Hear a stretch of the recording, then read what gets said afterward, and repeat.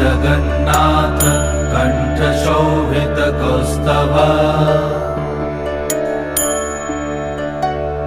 पद्मनाभ वेदगर्भ चन्द्रसूर्यविलकरा जगन्नाथ लोकनाथ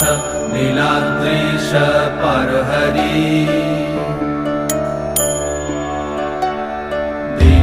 दीनबन्धुर्दया सिन्धु कृपालु जनरक्षका कम्बुपाणि चक्रपाणि पद्मनाभ नरोत्तम जगत्तं पालको व्यापी सर्वव्यापी सुरेश्वर